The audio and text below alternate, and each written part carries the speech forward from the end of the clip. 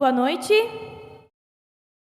Que a graça e a paz de Cristo, o nosso Senhor, o nosso Salvador, que deu a vida por cada um de nós na cruz, esteja conosco nessa noite e que seja essa graça e esse amor que fale ao nosso coração. Não aquilo que nós desejamos ouvir, mas aquilo que o próprio Deus tem a nos falar. Eu vou pedir para o Igor se ele pode desligar as luzes aqui, porque hoje nós vamos ter slides. Vou pedir para o pessoal da mídia compartilhar. E hoje nós queremos começar uma nova série de pregações. A cada mês nós temos tentado esmiuçar ou trabalhar um pouco mais uma temática específica. E esse mês nós queremos falar de temas que abordam a família. Eu poderia falar o ano inteiro sobre isso, né? Porque tem muita coisa. A Bíblia, ela é rica em textos, em passagens, em mandamentos, em conselhos, em exemplos, em histórias que a gente pode tirar e aprender para a nossa vida, para a nossa família, o que é vontade do Senhor, o que não é vontade do Senhor. Mas a gente vai começar, digamos assim, pelo início. Como uma família começa? E a base para isso está no primeiro livro da Bíblia, em Gênesis, no capítulo 2, o versículo 24, bem lá no início. Gênesis 2, 24. Logo depois que você passa todos os sumários e os índices que tem a tua Bíblia, deveria praticamente ser a segunda página da Bíblia, mas a gente sabe que tem um monte de coisa antes. Mas é bem no início dela que consta um versículo-chave que é repetido algumas vezes depois. Gênesis 2, 24. Por essa razão, o homem deixará pai e mãe e se unirá à sua mulher, e eles se tornarão uma só carne. Esse versículo bíblico que está bem no início da Bíblia, ele está logo depois de Adão conhecer Eva, ver a Eva, olhar para ela e falar assim: essa sim é osso dos meus ossos e carne da minha carne. Por que ele fala isso? Porque ele estava cuidando da criação, ele estava cuidando dos animais e ele tinha percebido que todos eles tinham um companheiro, macho e fêmea. E ele chega para Deus e fala: Senhor, eu estou só, eu também quero um companheiro, uma companheira. E Deus cria uma fêmea para o Adão, a Eva. E aí ele olha para Eva e fala: essa sim, é osso dos meus ossos, carne da minha carne, ela será chamada mulher porque do homem foi tirada. E logo depois disso, vem um conselho bíblico, um princípio, um mandamento de Deus sobre como é a formação de uma nova família. Porque ali, Adão e Eva estão começando a primeira família. Uma nova família é formada, então, quando o homem e a mulher, digamos assim, já estão maduros o suficiente, têm maturidade o suficiente para formar uma nova família. Se a gente fosse pensar no processo logo depois de Adão e Eva, afinal de contas, eles não deixaram a casa do pai e da mãe, né? Eles não tinham pai e mãe, mas nós temos. Os filhos deles tiveram. Esse é o plano de Deus. Homem e mulher estão juntos, vivem em harmonia como companheiros idôneos. Esse é o termo usado lá no início da Bíblia para falar de homem e mulher. Companheiros idôneos, ou seja, de igual para igual, lado a lado, parceria, num relacionamento com Deus. Eles estão caminhando assim. Eles são um casal, e esse casal tem filhos, cuida desses filhos, oferece segurança e cuidado para os filhos, ensina tudo o que é necessário, e no momento que esse filho está pronto, maduro, apto, ele sai do cuidado, da proteção e da dependência do pai e da mãe e forma uma nova família. Esse é o processo. Esse é o processo bíblico que Deus deixou. Quando esse filho está apto emocionalmente, fisicamente, financeiramente, para se emancipar, digamos assim, dos pais, então ele deixa a sua família, une-se ao seu cônjuge e o ciclo se reinicia. Começa o ciclo de novo. Perfeito. O ciclo aqui, em Gênesis 2, é perfeito. Não tem erro, não tem falha. Por que não tem erro e não tem falha? Onde entra o erro e entra a falha nessa história? No próximo capítulo. 2 versículos para baixo, 1 versículo para baixo do que a gente leu. Ali, o ciclo perfeito é quebrado. Por quê? Vem Gênesis 3.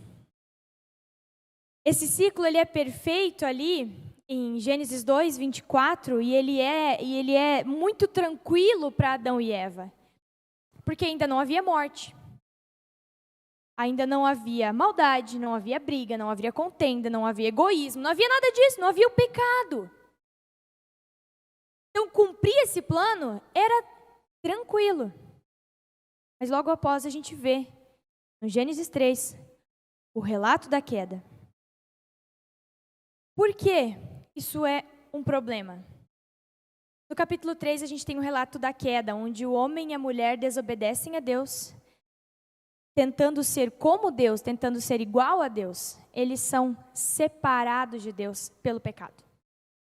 E esse capítulo 3 da Bíblia, ele vai afetar o que acontece ali. Vai afetar tudo que a gente conhece. Absolutamente tudo é marcado, afetado, prejudicado, mudado pelo pecado. Pela separação do ser humano em relação a Deus. E, inclusive, esse plano perfeito de Deus de família é grandemente afetado pelo pecado.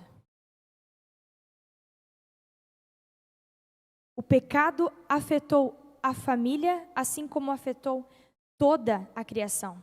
Porque separado de Deus, o ser humano não tem mais um relacionamento perfeito.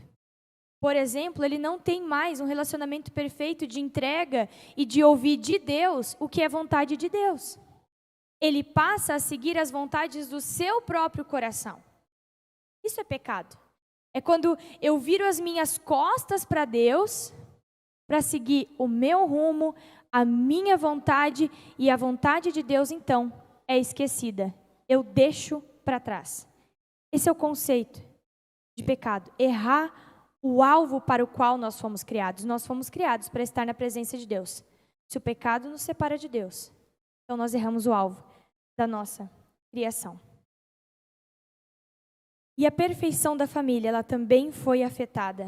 Ela foi afetada como o projeto original. Ele foi alterado. Mas o fato desse projeto de Deus em relação à família, desse mandamento de Deus em relação à família, ter sido afetado, muda o fato do plano de Deus ser bom, perfeito e agradável? Vou fazer a pergunta. O plano de Deus era, por essa razão, homem deixará pai e mãe, se unirá à sua mulher, e eles se tornarão uma só carne. Esse é o processo de formar uma nova família. O pecado, isso foi afetado. É mais difícil a gente seguir isso daqui. Pergunta. Pelo fato de ser mais difícil, ele deixou de ser vontade de Deus, boa, perfeita e agradável? Não. Ele apenas se tornou muito, muito, muito mais difícil para nós. Isso é fato. Como nós sabemos disso? Porque parece que o nosso tempo está ficando cada vez mais difícil viver esse mandamento de Deus para a família. Está ficando cada vez mais difícil a gente ver um homem e uma mulher que se unem, se tornam de fato uma só carne, possuem filhos, esses filhos crescem, formam uma nova família, aquele casal continua junto, aqui tem outro casal junto e outro casal junto. Está cada vez mais difícil a gente ver através das gerações essas famílias permanecerem unidas, em harmonia, em amor, em cuidado mútuo dentro dos lares. E daí a gente olha para um versículo como esse, de Gênesis 2, antes do pecado, e fala, mas como, Deus? Se a gente não consegue mais enxergar isso praticamente em canto nenhum. A gente vê famílias se separando, a gente vê casais se divorciando, a gente vê filhos brigando com os pais, levantando a voz, a gente vê pais que não conseguem conversar com os filhos, a gente vê relações de dependência de pais e filhos que não geram maturidade, que não possibilitam os filhos saírem da casa dos pais de uma forma saudável, mas geram seres humanos dependentes, que não conseguem cortar o cordão umbilical, sem falar na morte. A morte também não existia em Gênesis 2. A morte também separa famílias. A morte também gera filhos órfãos. A morte também faz com que cônjuges lutem para manter a alegria e a felicidade dos filhos numa correria louca do dia a dia. Isso tudo não existia ali em Gênesis 2.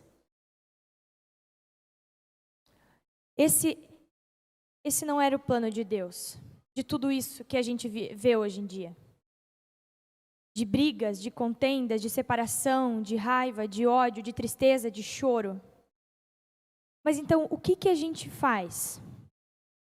Então, se esse era o plano antes do pecado, qual é o plano agora? A gente vive num outro tempo, né? As coisas mudaram e o ser humano está cada vez mais difícil de ficar muito tempo junto um com o outro. Isso não é só no casamento. A gente tem mais dificuldade de ter amizades de longa data. As nossas amizades, elas são cíclicas, parece, né? É mais difícil a gente ter amigos de infância e manter eles para o resto da vida. Existe uma nova fórmula, então, para ser família, depois de Gênesis 3? Vamos abrir agora em Marcos 10, 1 a 9.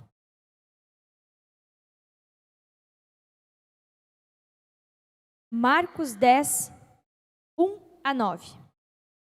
Aqui é muito tempo depois, muitos séculos e séculos e séculos e séculos depois do pecado.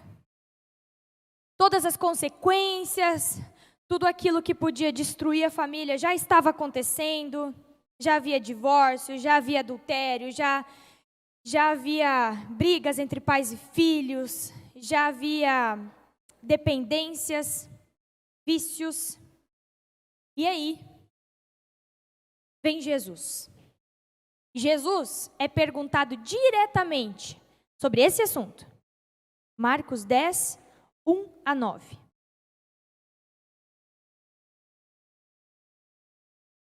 E se a gente pensa que Jesus, no Novo Testamento, já conhecia tudo isso, o que está escrito no Novo Testamento, Jesus já sabia todas as consequências do pecado, a gente pode pensar, será que Jesus agiu de forma diferente lá do Gênesis? Vamos ver essa conversa que Jesus tem com líderes religiosos. Marcos 10, 1 a 9. Então Jesus saiu dali e foi para a região da Judeia, para o outro lado do Jordão. Novamente, uma multidão veio a ele e, segundo o seu costume, ele a ensinava. Alguns fariseus aproximaram-se dele para pô-lo à prova, perguntando: é permitido ao homem divorciar-se de sua mulher? O que Moisés lhes ordenou? Perguntou ele. Eles disseram: Moisés permitiu que o homem lhe desse uma certidão de divórcio e a mandasse embora. Respondeu Jesus: Moisés escreveu essa lei por causa da dureza do coração de vocês. Mas no princípio da criação, Deus os fez homem e mulher. Por esta razão, homem deixará pai e mãe e se unirá à sua mulher, e os dois se tornarão uma só carne. Assim, eles já não são dois, mas sim uma só carne. Portanto, o que Deus uniu, ninguém o separe. O plano de Deus para a família, a vontade de Deus, o mandamento de Deus para a família, ele ainda é o mesmo. Ele não mudou. E como a gente sabe disso? O próprio Jesus nos atesta isso. Ele usa a mesma base de Gênesis. Deus criou homem e mulher. E por isso, homem deixará pai e mãe, se unirá à sua mulher e se tornarão uma só carne.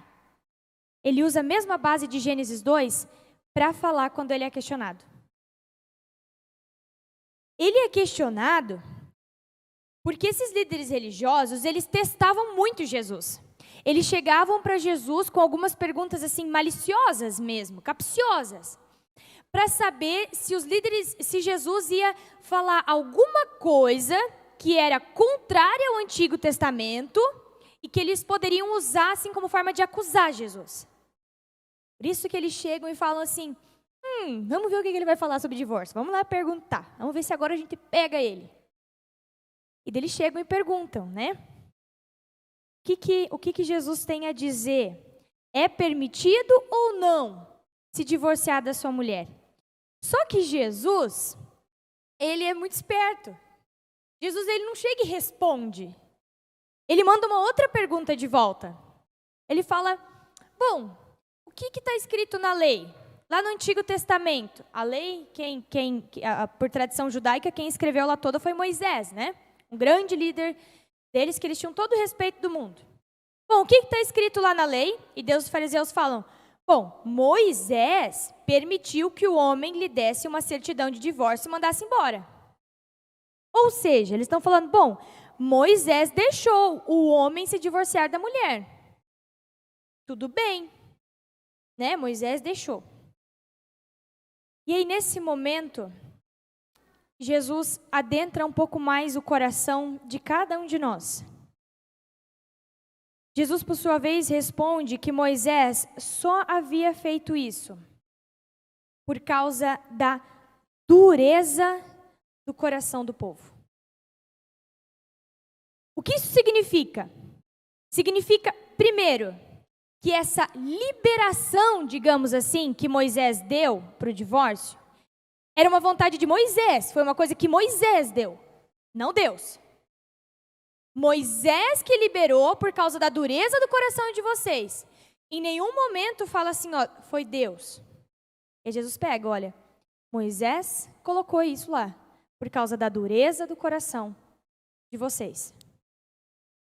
E, segundo, ele foi esse escrito, essa permissão de Moisés, ela é impulsionada pelo ser humano, pelo coração humano endurecido, que é consequência do quê? De Gênesis 3, do pecado. Esse endurecimento do coração é consequência do pecado que habita no coração de todos os seres humanos. Da separação que nós temos com Deus. Ou seja, quando eles falam, bom, Moisés permitiu, Jesus olha e fala assim, ele permitiu por causa de vocês, não por causa da vontade de Deus. É pela dureza do coração do ser humano que isso está escrito lá, não porque é a vontade de Deus. E aí Jesus continua. No princípio da criação, Deus os fez homem e mulher. Primeiro vamos pensar o seguinte. A gente muitas vezes também é questionado com perguntas assim. Às vezes quando alguém sabe que nós somos cristãos ou sabe que a gente tem algum princípio específico, as pessoas também fazem perguntas para a gente. Algumas dessas perguntas podem ser assim também bem espertas. Se te perguntassem sobre isso, o que tu responderia? Já pensou? No teu trabalho lá, se alguém te pergunta, o que a Bíblia diz sobre isso? O que a Bíblia diz sobre família? O que você que é cristão compreende sobre família? O que você responderia? Será que nós teríamos a coragem de responder como Jesus respondeu? Falando ainda para os fariseus, olha a dureza do coração de vocês. Jesus, ele é sábio, mas ele também, ele não amolece a verdade. Quem tem o hábito de ler o Novo Testamento, ler os escritos das falas de Jesus, vai perceber que Jesus, ele fala muito profundamente, muito sério e sem dar voltas na verdade. E ele responde isso. E quando ele responde algo muito profundo sobre o casamento. Primeiro que ele fala, fez homem e mulher. Ele está dizendo, meus queridos, quem criou vocês foi Deus, foi o Pai. Ele fez vocês como vocês foram criados, como homem e como mulher.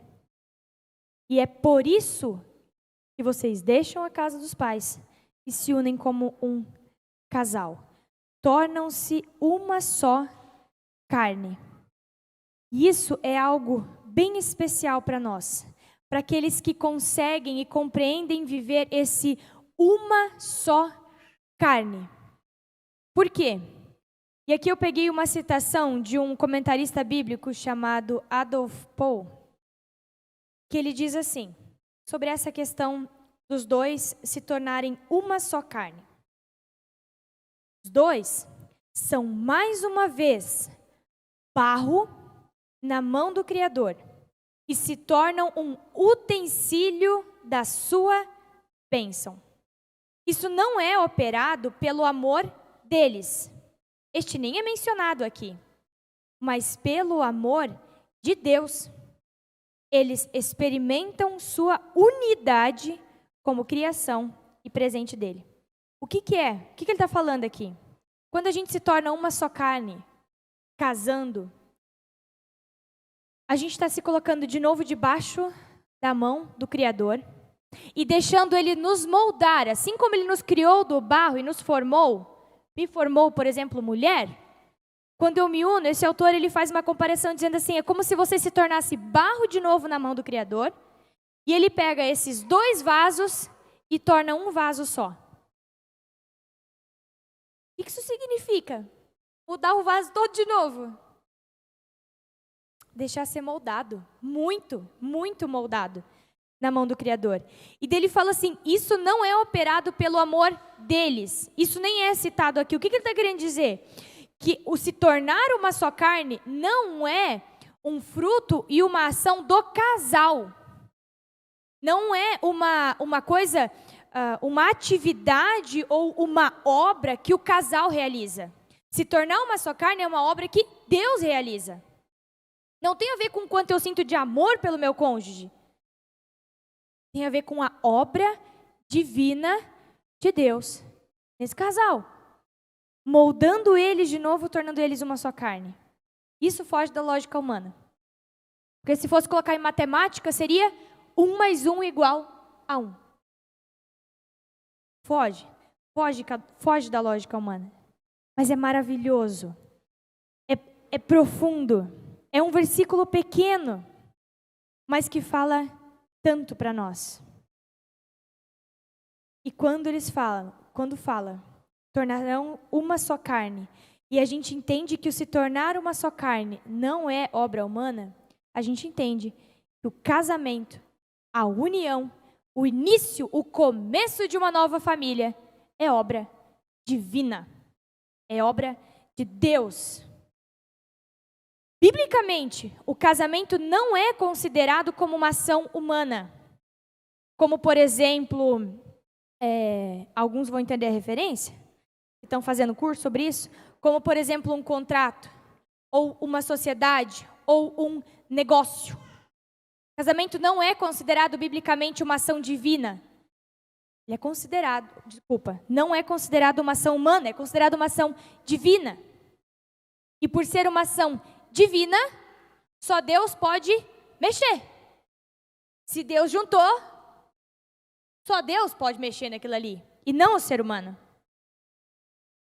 E é por isso que ela é uma união permanente. Então Jesus deixa muito claro ali para os fariseus: o que Deus uniu, não separe o homem. Olha só, o que Deus uniu, a junção que Deus fez de duas pessoas em uma só, é obra de Deus. Então, meus queridos, se foi Deus que fez a obra, não ousem tentar mexer nessa obra. É isso que Jesus está falando. Quando Moisés, ele dá a carta de divórcio, cedendo à dureza do coração humano, cedendo à pressão que o povo estava fazendo para ele estava demonstrando ao povo que o ser humano pode separar algo que Deus uniu. E Jesus desconstrói isso ao afirmar que não é possível, o ser humano não tem poder e nem força para separar uma coisa que Deus juntou.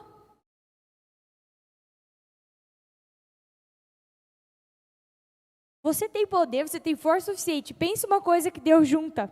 Se Deus juntasse duas pedras, tu teria força suficiente para separar as pedras de volta? Eu tenho absoluta certeza que não. Eu não tenho nem a capacidade de criar um ser humano do barro. Vou ter a capacidade de juntar uma coisa, de separar uma coisa que Deus juntou? Eu não tenho força para isso. Nós não temos força para isso. Agora eu faço mais uma citação do mesmo autor. Se o casamento, por natureza, é uma instituição divina e não um contrato particular, uma união de interesses, um costume ditado pela sociedade, se o próprio Deus faz parte da definição do casamento, então, homem, mulher e sociedade perdem o direito de legislar sobre o casamento. Por esse motivo, quem os separa se defronta com Deus. Casamento não é a união humana, o início de uma nova família. Quando homem e mulher deixam pai e mãe e formam uma nova família, se colocando debaixo da bênção de Deus, se tornando uma só carne, é união divina, não é obra humana. Então, ser humano nenhum, sociedade nenhuma, cultura nenhuma, lei humana nenhuma pode separar o que Deus uniu. Quem o faz está se defrontando com Deus. Isso é o que o autor escreve. E olha só, que coisa magnífica e que coisa maravilhosa. Deus leva tão a sério o casamento, Deus leva tão a sério e para Ele é tão fundamental e tão importante na sua criação a formação da família, que a analogia que é usada, a comparação que é usada para falar como Jesus age conosco, igreja, é de um casamento. No Novo Testamento, Jesus em diversas, em parábolas, em figuras, metáforas, tanto de Paulo como do próprio Jesus, é dado como o noivo. E aqueles que são os seus filhos, seus discípulos, a sua igreja é a sua noiva. Ele usa esse exemplo que para ele é tão precioso, porque foi ele que criou, para falar do relacionamento e da forma de entrega que ele tem com a sua igreja. O nível de seriedade, de profundidade do negócio, biblicamente, é maravilhoso. O seu amor por nós e o seu sacrifício na cruz, a vida que Ele deu por nós na cruz, independe do que a gente vai fazer por Ele. E esse é o papel de um noivo. Ele morreu na cruz por nós. Ele deu a vida por nós. Ele nos ama. Independente se eu cuspi nele, independente se eu traí ele, independente se eu chicoteei ele, independente se eu virei as costas para ele, independente se eu olho para a Bíblia e falo, não concordo, o amor dele e o sacrifício dele, que ele derramou por mim na cruz, ele não retira. Entende? O que eu quero dizer com isso? Se o casamento fosse um contrato, se o casamento fosse uma sociedade, ele poderia ser revogado e terminado se uma das partes não cumprisse com o seu lado. Mas esse não é um conceito bíblico, por quê? Porque casamento na Bíblia é uma união eterna. É um doar-se um ao outro, que independe se eu estou entregue ao outro ou não, porque é um compromisso, uma entrega que Deus uniu. E o exemplo que nós temos disso é Jesus. O que ele fez, o sacrifício dele por nós na cruz, independe da nossa ação. A gente não pode anular o que ele fez. A gente não pode dizer, Jesus não faz mais. O noivo se entregou pela sua noiva, a igreja. Ele deu a sua vida pela sua noiva, a igreja. E esse exemplo é usado nos evangelhos, no Novo Testamento, que também nos faz lembrar o quanto o casamento, a união de um casal é tão importante, poderosa e significativa para Deus. E aqui mais uma citação. Deus é tão contra a dissolução do casamento exatamente porque Ele quer salvar. Ele quer salvar o que Ele criou. Tudo aqui é permeado pelo Evangelho. E aqui nós voltamos lá no início. Deus, Ele é tão contra a dissolução do casamento, não é porque Ele quer colocar uma lei diante da gente e falar você não pode. É porque Ele quer salvar também as famílias que Ele criou. Ele deseja que o Evangelho que redime e limpa de todo o pecado adentre também a nossa família, os nossos relacionamentos dentro da nossa casa, o nosso relacionamento com o nosso cônjuge, os nossos relacionamentos com os nossos pais, que às vezes a gente nem conversa, a gente não consegue dizer nem o que sente. Ele quer entrar e salvar também o meu relacionamento com as pessoas da minha casa. Esse é o desejo dele. O Evangelho, ele também é para os nossos relacionamentos. Ele não é apenas uma salvação individual em que eu penso, ok, eu aceitei Jesus, mas Jesus não vai mexer no resto. O Evangelho quer adentrar também os nossos relacionamentos, a nossa família, a nossa casa.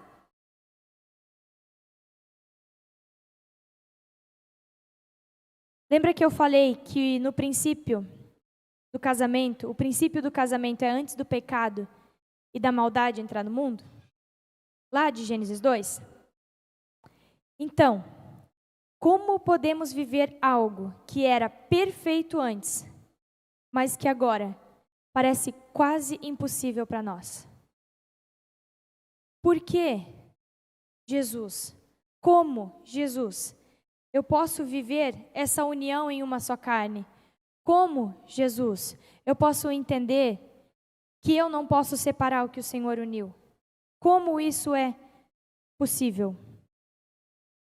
Primeiro, isso é possível porque o plano de Deus, a vontade de Deus e o mandamento de Deus para a família continua sendo o mesmo. Como seus filhos amados, devemos obedecer a Ele, viver segundo a sua vontade. O que foge disso é pecado. Por mais duro que seja ouvir isso, porque pecado é tudo aquilo que nós fazemos, nos voltando contra a vontade de Deus. Então, primeiro, como viver isso? Compreendendo que tudo o que foge do plano de Deus é pecado. Vem da dureza do nosso coração, do meu coração, do coração das pessoas da minha família, do coração de todo o ser humano. A gente precisa entender isso. O plano de Deus, o mandamento de Deus para a família, ele é bom, perfeito e agradável, assim como toda a vontade de Deus. E o que foge disso é pecado, porque foge do plano para o qual Deus nos criou. Segundo, como é possível viver isso? E é aqui que a gente precisa entender talvez profundamente. Sabendo que o Evangelho e a graça adentram também o nosso casamento. Se a tua história para trás, o que você passou, o que você viveu, é de briga, de divórcio, de ódio dentro do lar, de xingamentos, de palavrões que machucam, Jesus, ele quer adentrar a tua história, ele quer adentrar a tua família, o teu lar e redimir tudo isso.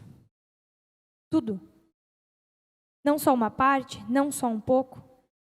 Ele quer lavar o passado, todos os pecados, para que você possa prosseguir vivendo o Evangelho com a sua família dentro da sua casa.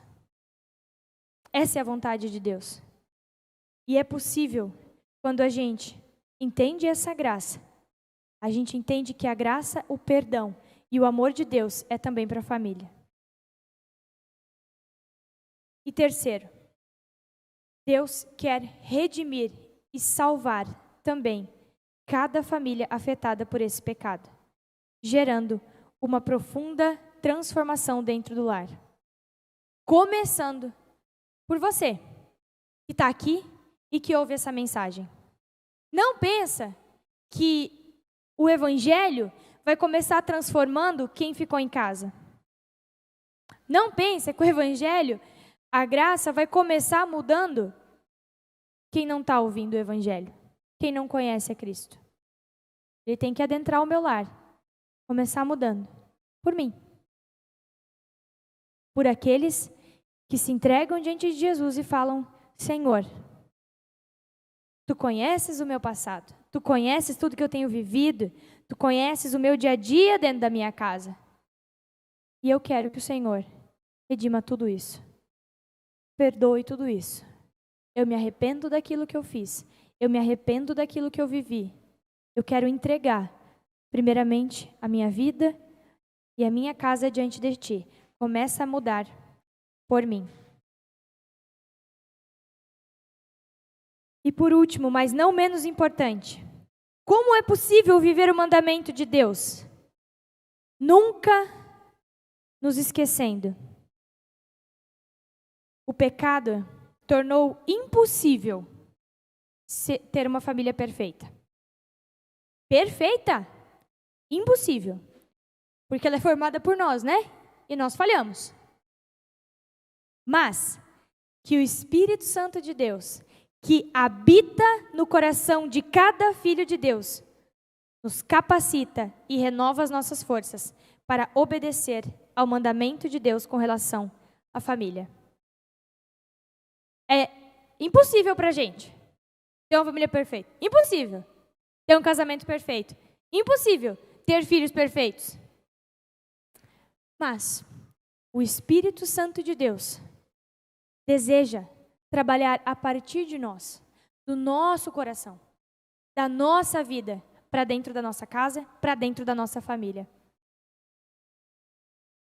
E a gente nunca pode esquecer que Deus, assim como o Adolf Paul cita, é tão contra a dissolução do casamento, porque Ele quer salvar o que Ele criou. Ele quer salvar também as nossas relações familiares. Ele quer salvar as nossas relações conjugais, entre pais e filhos, entre mães e filhas. Ele quer salvar também a nossa família.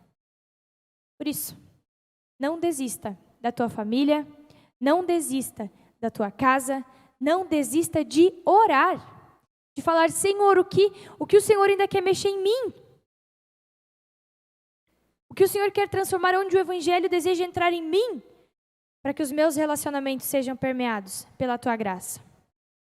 Jesus não desistiu da sua noiva, não desistiu da sua igreja, e Ele é o exemplo.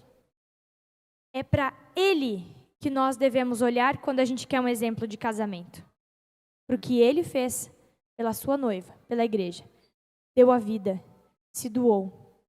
E por mais que a igreja fale, por mais que a sua noiva erre e peque diariamente, Ele está de braços abertos para perdoar, para cuidar. O amor dele, nada pode mudar. Que esse seja o nosso exemplo para as nossas famílias e para os nossos lares. Amém?